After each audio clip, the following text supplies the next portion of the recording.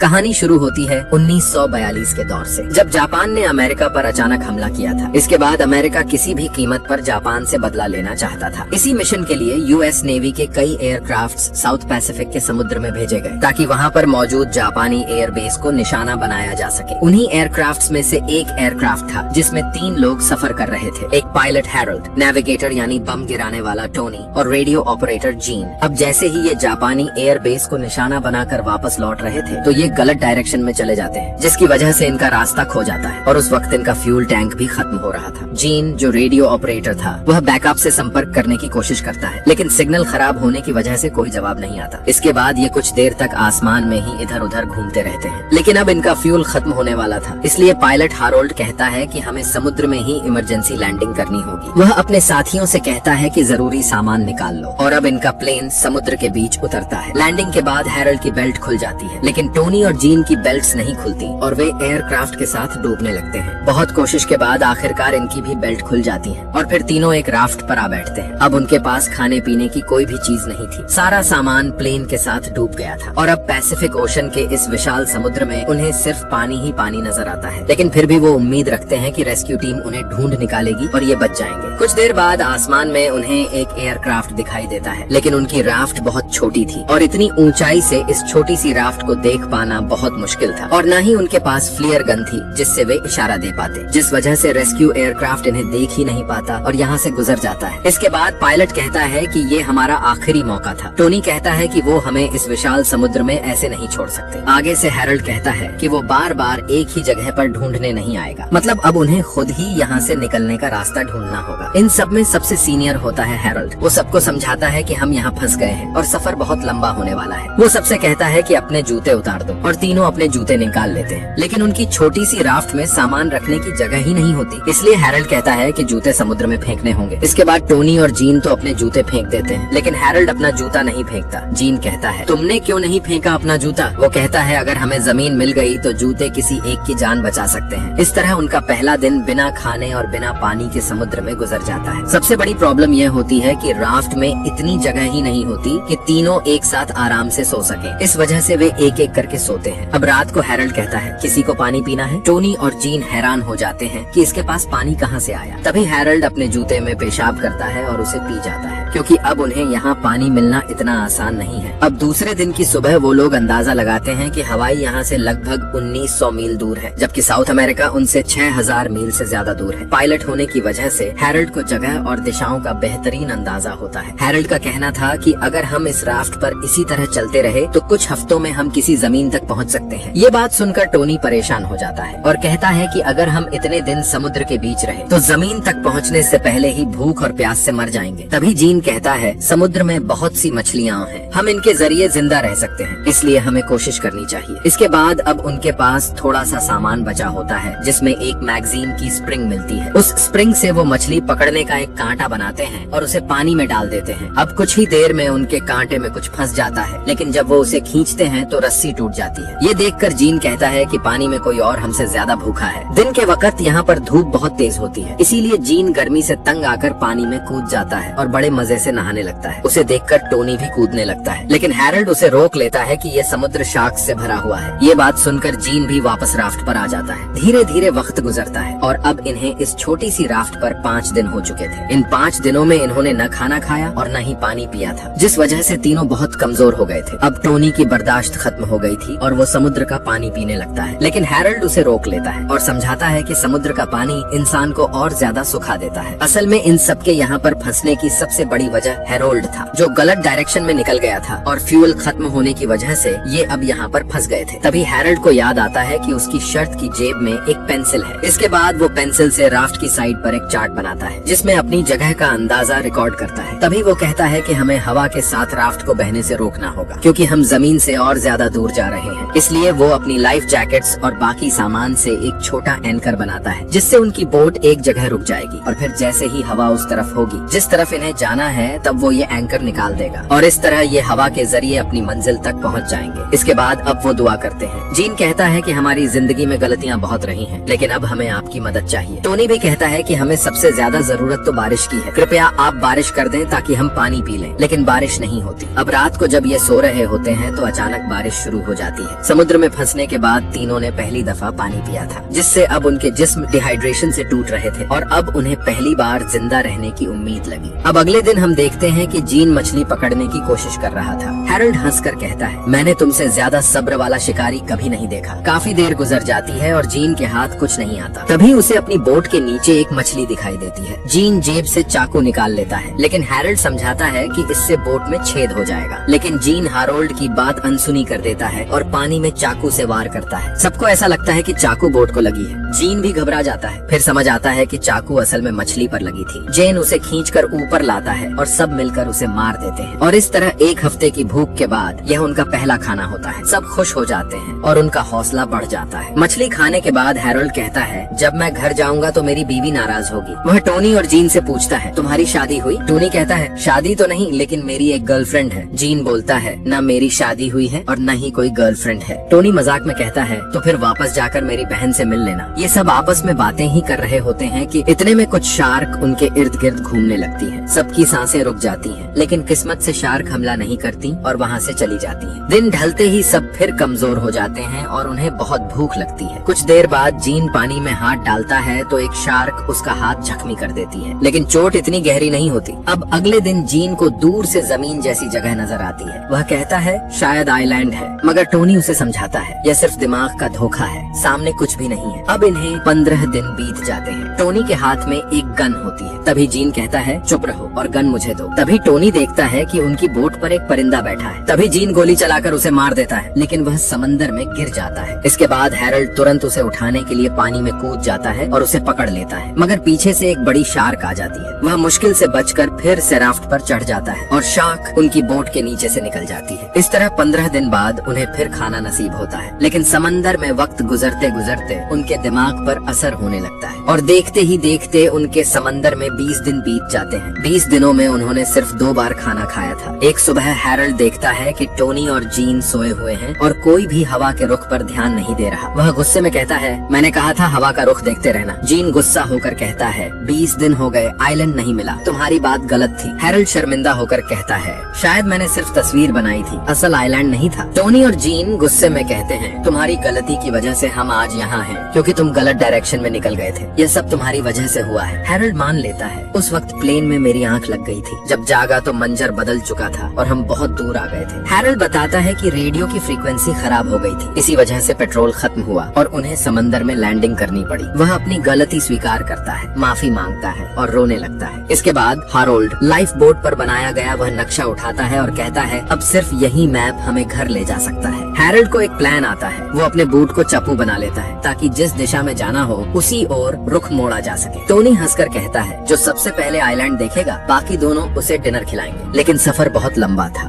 दिन बीतते गए। 30 दिन तक तीनों इतने कमजोर हो जाते हैं कि बात करने की भी ताकत नहीं रहती, क्योंकि वे बहुत ज्यादा भूखे और प्यासे थे। उसी रात बारिश होती है और उन्हें पानी मिल जाता है, मगर तुरंत ही एक खतरनाक तूफान उठता है और उनकी लाइफ बोट उलट जाती है। लेकिन तीनों बच जाते हैं। अब इसके बाद वे बोट को सीधा करते हैं और बड़ी मुश्किल से लाइफ बोट पर चढ़ जाते हैं। अब अगली सुबह सब उम्मीद हार चुके होते हैं और ये तीनों लाइफ बोट पर जिंदा लाश की तरह पड़े होते हैं। हैरोल्ड अपनी बीवी को याद करके आंसू बहा रहा होता है और जीन को टोनी की बहन का चेहरा दिखने लगता है, जो असल में टोनी की बातों से उसके जहन में बनी एक तस्वीर थी। जीन कहता है, मुझे तुम्हारी बहन नजर आ रही है, लगता है मैं उससे मोहब्बत कर बैठा हूँ। टोनी हंसकर कहता है, हाँ तुम दोनों अच्छे कपल लगोगे। हैरोल्ड कहता है, मुझे अफसोस है कि तुम लोग मेरे साथ इस मुश्किल में फंस गए, शायद हम बच न सके। फिर वह हिम्मत करता है और चप्पू चलाना शुरू करता है। यह देखकर टोनी और जीन भी हौसला पकड़ लेते हैं। 34वें दिन तक तीनों लाश जैसी हालत में बोट पर पड़े होते हैं। टोनी धीमी आवाज में कहता है, मैंने सपना देखा था कि मैं हरियाली से भरे खेत में था। हैरोल्ड जवाब देता है, मैं भी यह सपना 2 दफा देख चुका हूँ। थोड़ी देर बाद जीन समंदर की ओर देखता है और चिल्लाता है, मुझे कुछ हरा दिखाई दे रहा है, शायद आइलैंड है। हैरोल्ड और टोनी तुरंत देखते हैं, वाकई एक छोटा सा आइलैंड होता है। तीनों के चेहरे उम्मीद से रोशन हो जाते हैं। वे बोट को धकेलना शुरू कर देते हैं और कुछ घंटों बाद किनारे पर पहुंचकर थक कर गिर जाते हैं। 34 दिन समंदर में भटकने के बाद वे जमीन पर कदम रख लेते हैं। सामने छोटे छोटे घर नजर आते हैं जो उनके बचने की निशानी होते हैं। मूवी के अंत में बताया जाता है कि उन्होंने लाइफ बोट में लगभग 1000 मील का सफर तय किया। वीडियो पसंद आई हो तो लाइक और सब्सक्राइब जरूर करें। मिलते हैं नेक्स्ट वीडियो में।